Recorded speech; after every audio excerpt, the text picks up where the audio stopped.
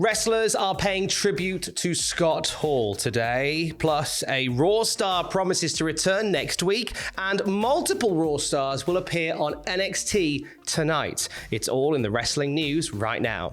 Tributes have been pouring in for Scott Hall, a devastating turn of events which saw us lose Scott Hall last night. And as you can imagine, the wrestling world has been sharing some of their favourite stories and, of course, nothing but love to the now late two-time Hall of Famer Scott Hall. Yes, absolutely. Many wrestlers have tweeted their condolences. We've picked out a few here, but there's so many online. So many more. Which just shows what a beloved guy he was in the wrestling business.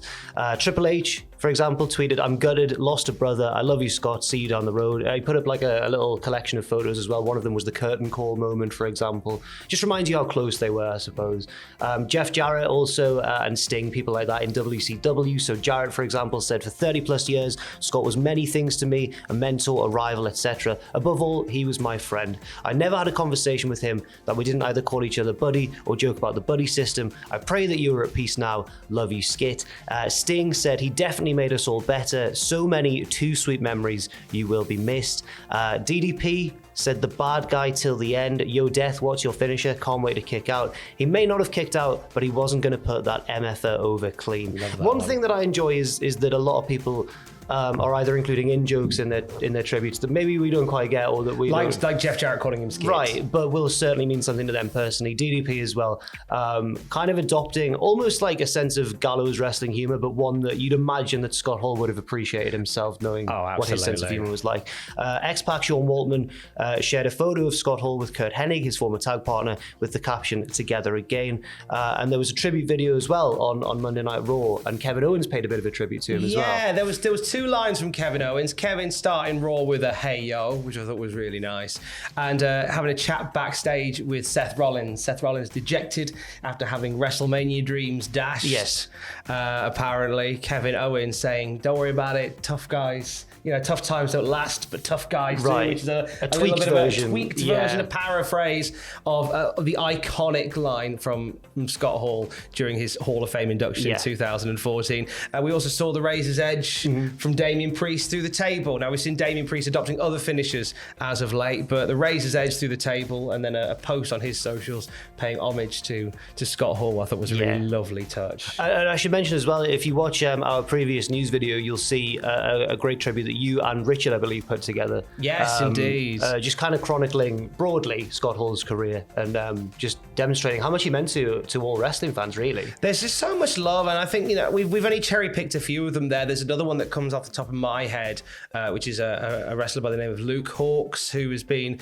He's done a lot of stuff. He's currently doing a lot of stuff in NWA. He does a lot of stuff with TV. He was a stuntman for the TV show Heels, and he said that when he was getting into the wrestling, he met up with Scott Hall, and they had a weekend together where they were on the same circuit. And Scott paid for everything. Luke didn't have any money, had hardly any money, and Scott paid for everything. And he said, "Look, I can't repay you for like the dinners and the places that we've gone." And Scott said, "Look, promise me when you make it, you'll do the same for somebody else." And there was that real sense. And there's a few stories that have come about from Scott Hall as somebody who was keen to pay it forward in wrestling whenever he could. Especially towards younger or less experienced wrestlers as well. There was a couple of stories of him, as you've mentioned, paying for like food and gas on the road, and saying that's just what veterans do. I remember seeing that quote in one of the stories. That's what veterans should do.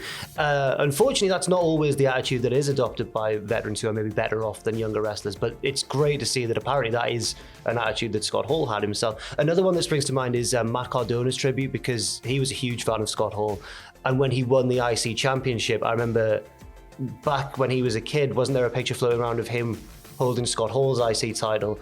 And then when they were adults, they did it the other way around with Scott Hall holding his IC title. So that was a really nice tribute as well. There's a lovely video on Matt Cardona's Twitter where I think it was from a network documentary where they do that. Oh, it's lovely. It's lovely. There's loads throughout the day. Take some time to watch some classic Razor Ramon, some classic Scott Hall matches today as well. Seek out that Action Zone tag match. Oh. Razor Ramon and the Kid versus Shawn Michaels and Diesel. The Click match. Yeah, the one with Click all of them match. in it, That's the one. Maybe like one of the most sort of hidden gems in wrestling history. It is a fine hidden gem, and there's many others out there as well.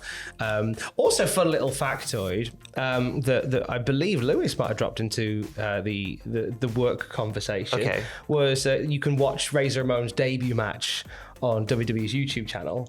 And the guy wrestling Razor Ramon, Carmella's dad. Yeah, I never knew that. I never even knew Carmella had any relatives who were in wrestling, so I didn't know that she was involved in that way. So that's really cool to see as well. Nicely done.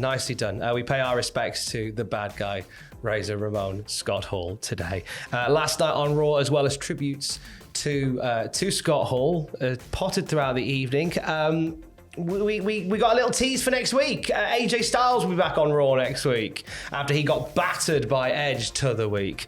Edge was out putting out some warnings to AJ Styles, saying if you make it to WrestleMania, you will be judged. Oh, very dark promo, very gothic. Very gothic, very dark, and new music for Edge. Oh, I don't know whether you've heard this yet. So he's got himself a brand new Alter Bridge track as his theme music, which I think this is why, because obviously, we don't like change. But it's very in keeping. I think it's the first time in his wrestling career that we haven't had that "You Think You Know Me" sample in his theme music. Maybe we don't know him anymore. Maybe he's lost his mind. Now, AJ Styles has responded on Twitter, because he wasn't on Raw this week, but it's implied that next week he's going to come back with a vengeance, saying, exercise judgment, grant mercy, sitting on top of a mountain of omnipotence, which Edge said last week. You always say that, Jack. He said, I'm on a mountain of omnipotence and the view is phenomenal. But AJ's taken issue with this and said, I don't know where you got this garbage, but one thing I will grant you is fair warning. I'm coming back to Raw next week and you better prepare yourself. Stupid haircut, dramatic lighting, and all. So, I mean, we'll see what happens. Do you feel as though this is going to be... Because the way that this is building up makes me think there's going to be some sort of no DQ stipulation added to the match. But on the other hand, it would also be great to see them just have a normal singles match. I quite like the idea of them just having a normal singles match and just tearing it down that way. I don't think they need too many other accoutrements in it. No. I think we saved that for WrestleMania Backlash. Oh, yes, WrestleMania Backlash. What a wild idea that you have a regular match to start a feud and then a gimmick match that builds off the back of it. What a crazy idea. I know.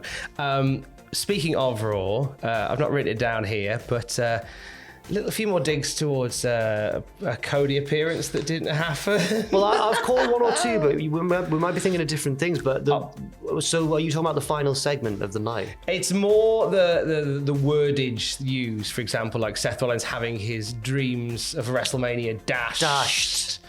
Whoa, etc. There was a lot of hype about it. Turned into a nightmare as well. Yeah, exactly. And they were said in quick succession by Corey, I think, on commentary. So we'll see. There was a lot of people thinking that Cody was going to appear last night because it was in Jacksonville. Right. Okay. At no point has WWE said anything about Cody. Bear in mind that this is all a lot of discussion around that. Yeah. And I think at this point, because this is something that's dragged on for so long, I think it's worth remembering that at no point they seem to be teasing it now. They do now seem to be teasing it, especially with the ending shot of last night's Raw, which was Rollins having. So if you didn't know, the main event was Rollins versus Owens with a weird stipulation: the winner would get to host a show at WrestleMania with Austin as the guest.